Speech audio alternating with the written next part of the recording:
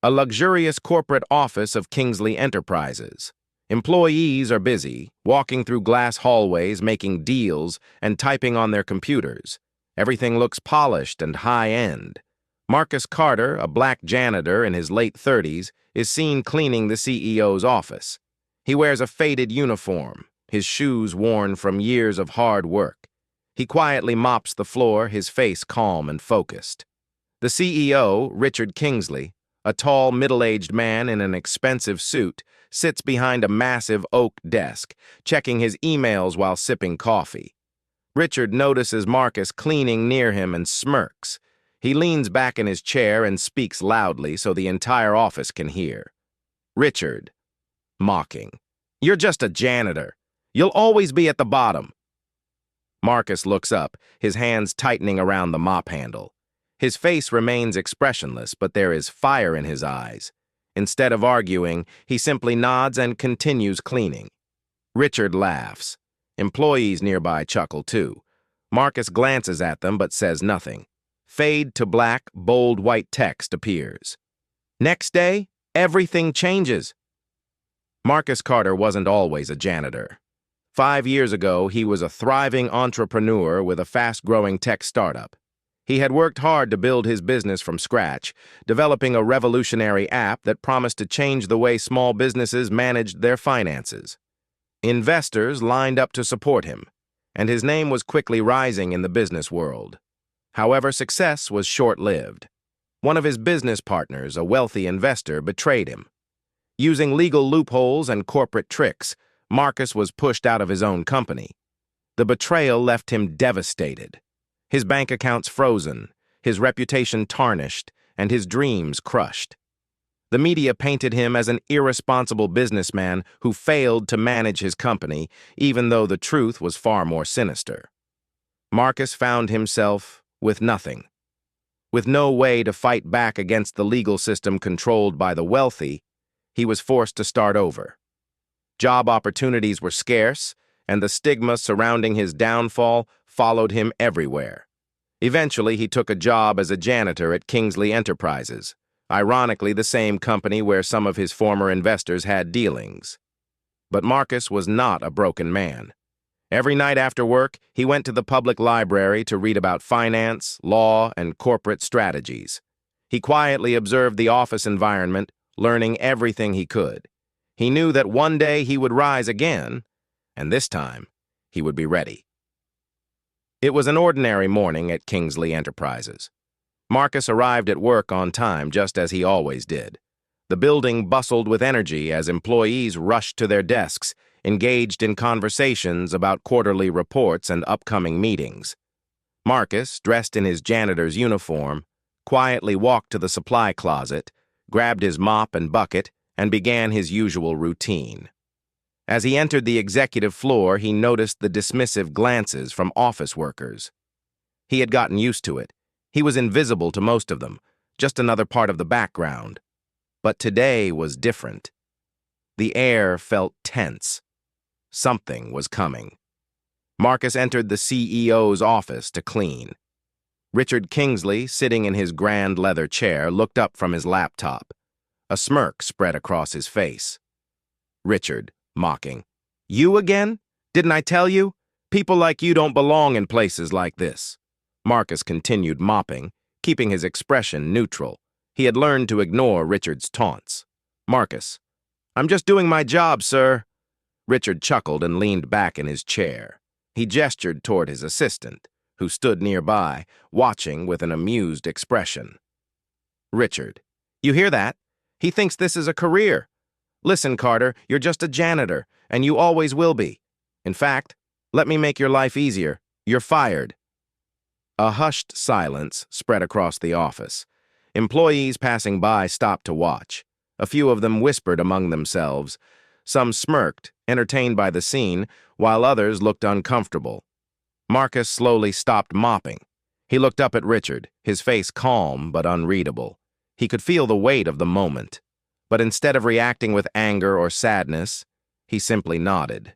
With deliberate movements, Marcus reached down, unpinned his janitor's badge from his shirt, and placed it gently on Richard's desk. He straightened up, took a deep breath, and turned to leave.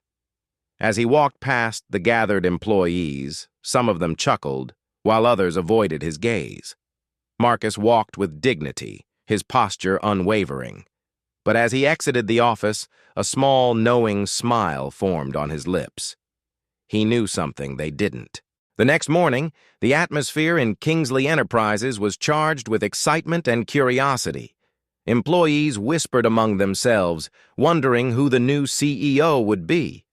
The office gossip was ablaze with speculation. Some believed it was a billionaire investor. Others guessed it was a tech mogul looking to expand their empire. Richard Kingsley sat in his office, irritated and impatient. He had received the memo. His company had been acquired overnight. He had no idea who had orchestrated the takeover, but he assumed it was just another corporate giant looking to reshape the business. Then the elevator doors slid open. A hush fell over the office. The sound of polished shoes clicking against the marble floor echoed through the corridor. Marcus Carter stepped out, but he wasn't in his janitor's uniform anymore. He wore a sharp, custom-tailored suit. His shoes gleamed, and a sleek Rolex adorned his wrist. His presence commanded attention. Employees stared in shock, disbelief painted across their faces. Richard Kingsley's eyes widened as he watched Marcus approach. His face turned pale, his fingers clenching the arms of his leather chair. The coffee mug in his hand slipped, shattering on the floor. Marcus walked with confidence, his steps steady and sure. He stopped directly in front of Richard's desk, placing his hands in his pockets. Marcus, calm, measured. "Good morning, Richard." Richard stumbled over his words. This isn't possible." Marcus tilted his head slightly, a smirk playing at his lips. Marcus, "Oh, it's very possible. You see, my father was an investor in Kingsley Enterprises. When you betrayed me, I didn't just lose. I learned. I studied the law, the market, and waited for my moment. A legal loophole gave me the right to buy out the company. So, Richard, I'm your new boss." Gasps rippled through the room. Some employees exchanged knowing glances. Others smiled. Richard sat frozen, unable to comprehend the words he had just heard. His reign was over. Marcus turned and with effortless authority strode towards the CEO's chair. He sat down, leaned back comfortably, and laced his fingers together. "Marcus, let's get started." The following week, Kingsley Enterprises operated under a new era of leadership. Employees were still adjusting to the shift, but an air of anticipation and justice lingered in the office. Marcus Carter had taken the reins and changes were coming. Richard Kingsley, once the untouchable CEO, now found himself jobless. He had spent the past few days trying to fight the takeover legally, but every attempt had failed. His influence was gone, his power stripped. One morning, Marcus walked through the office, greeting employees who now respected him not just for his title, but for his journey. He stopped near the janitor's closet. A weary man in an old janitor's uniform stood there, mop in hand. Richard. Marcus took a moment to observe the scene. Richard's once pristine suit was gone, replaced by a worn uniform. His hands, unaccustomed to labor, struggled to grip the mop. His eyes met Marcus's, filled with bitterness and humiliation. Marcus, calmly, "Life has a funny way of turning things around, doesn't it?" Richard remained silent, his jaw clenched. Marcus stepped closer and, in a surprising move, handed Richard a fresh janitor's uniform, a symbolic moment of justice. Marcus, smiling, "Good luck cleaning up your past mistakes." Richard's grip tightened on the mop, but he said nothing. He had no choice but to accept his fate.